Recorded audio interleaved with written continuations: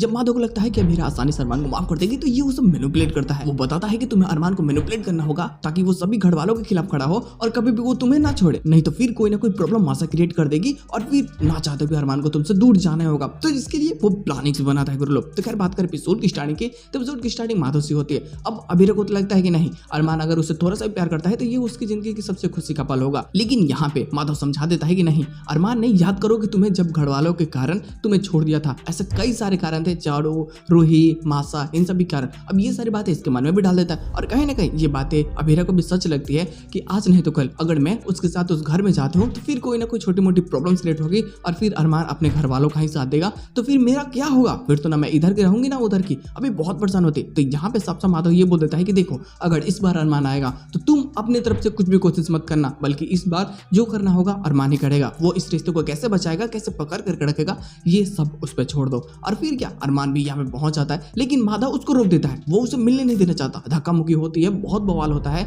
लेकिन यहाँ पे लास्ट में आखिरकार अभीरा सामने आती है तो ना चाहते हुए माधव को धक्का दे करके अरमान अंदर को चलाता है। ये इसके सामने रोता है, गिड़गिड़ाता है, ये अपनी गलतियों के लिए माफी मांगता है। ये बताता है कि मैं तुमसे बहुत ज्यादा प्यार करता हूँ और हाँ मुझसे कुछ गलतियां हुई हैं, मैं उसका पश्चाताप करना चाहता हूँ, प्लीज तुम वापस चलो मेरे साथ में। लेकिन अब अभीरा को तो याद होता है माधव की कही गई बात की ये फिर कोई ना कोई तमाशा क्रिएट होगा तो छोड़ ही देगा। तो जिस कारण अब ये बोलते कि नहीं मैं तुम्हें माफ नहीं कर सकती, तुम फिर घर जाओगे, फिर मासा तुम्हें बहकाएंगी और फिर क्या तुम मुझे छोड़ ही दोगे ना, तो फिर तुम्हारे साथ जाने क्या ही फायदा है। अब दरवाजा बंद कर देते, माधव भी उस रूम से बाहर निकाल के फेंक देता है। लेकिन अब अरमान को इस बात की खुशी होती है कि जो डैड गैप थे वो डैड तो यहाँ पे है ना फिलहाल।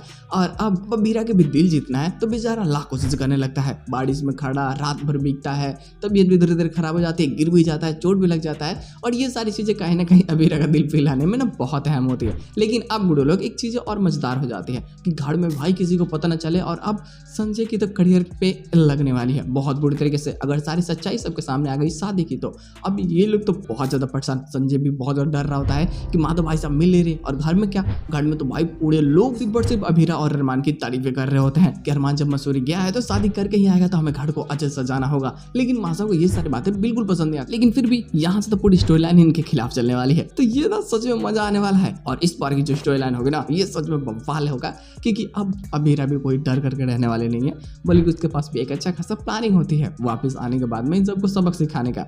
तो मजा तो आने वाला है। देखते हैं लोग आने वाले प्लॉट्स में और क्या चीजें हो सकती है और क्या फाइनली अभीरा उसको माफ कर भी देती है अरमान को इतनी कोशिशों के बावजूद। ये सच में बेहतरीन हो गया।